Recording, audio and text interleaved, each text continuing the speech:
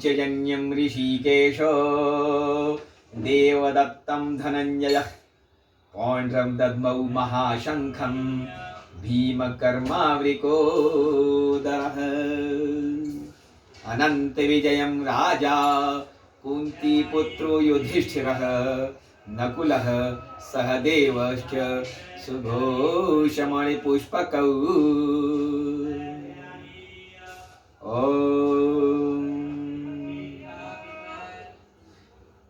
पांचजन्यम ऋषिकेशु।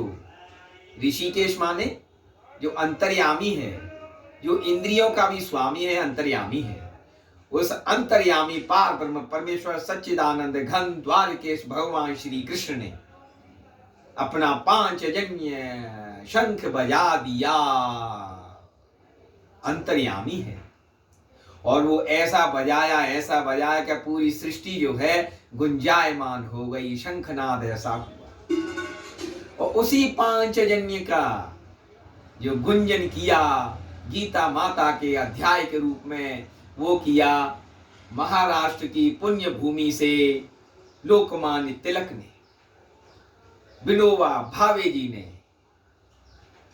और लक्ष्मी नारायण गार्दे जी ने, और एक नाम और उनमें आता है, वो है श्री पांडुरंग शास्त्री आठवले जी।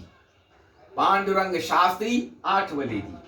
तो आज के जो दैनिक जागरण पेपर है, दैनिक जागरण पेपर में आज आठवले जी का जो है उल्लेख हुआ है। आज विज्ञापन इस तरह से आया है।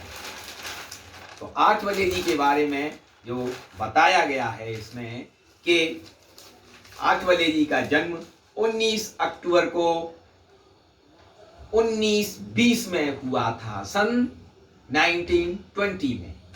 अब यहाँ जो बताया गया कि मनुष्य गौरव दिन है, आज मनुष्य के गौरव का दिन है 19 अक्टूबर।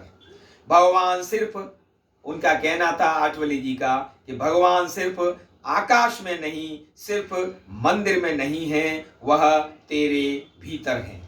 करोड़ों लोगों को जीवन दृष्टि देने वाले मनुष्य गौरव प्रदाता परम पूजनीय पांडुरंग शास्त्री आठवले जी को जन्म शताब्दी निमित्त अनंत प्रणाम, अनंत प्रणाम। तो आज के दिन सही 100 वर्ष पूर्व उनका जन्म हुआ। उन्होंने गीता माता की बहुत सेवा की, बहुत ही प्रचार किया। उनके ऊपर एक तो फिल्म ही बन गई अंतर्नाद करके, जिसमें कुलभूषण खरबंदा जी ने अभिनय किया है।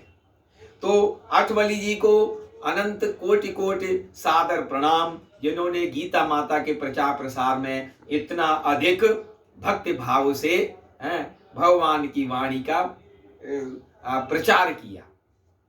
पांडुरंग शास्त्री जी, ये वही शास्त्री जी हैं जिनसे प्रेरणा पा करके आज हमारे यशस्वी प्रधानमंत्री श्री नरेंद्र दामोदर दास मोदी जी भी प्रधानमंत्री बने हुए हैं। बाल्यकाल में नरेंद्र दामोदर दास जी मोदी जी, वो उनके सत्संग में जाते थे, गीता माता के प्रवचन सुनते थे। उसके पश्चात ही वो हिमालय में गए तपस्या करने के लिए, और वहाँ की हिमालय की वादियों में अकेले रह करके तपस्या करते थे नरेंद्र मोदी जी। और आजकल तो ऐसी हवा चली है, चाहे कोरोना की वजह से हो, चाहे राजनीतिक परिवर्तन के कारण हो, कि आजकल तो कांग्रेसी भाई भी जो है गीता माता पढ़ने लग गए हैं। जैसे कि यही दैनिक जागरण में जो खबर आई, समाचार आया कि रोज जाते हैं मंदिर, बांट रहे गीता का ज्ञान। पूर्व विधानसभा अध्यक्ष चौधरी प्रेम सिंह से लेकर के पूर्व सांसद जयप्रकाश अग्रवाल के अध्यक्षीय कार्यकाल तक करीब 14-15 साल दिल्ली कांग्रेस के महासचिव रहे ओम प्रकाश विधूड़ी तो अब राजनीति से ही विमुख होने लगे हैं। संगम विहार में उन्होंने साईं बाबा का बड़ा मंदिर बनवाया है। रोजाना मंदिर भी जाते हैं और साथियों को भगवत गीता का ज्ञान भी बांटते हैं।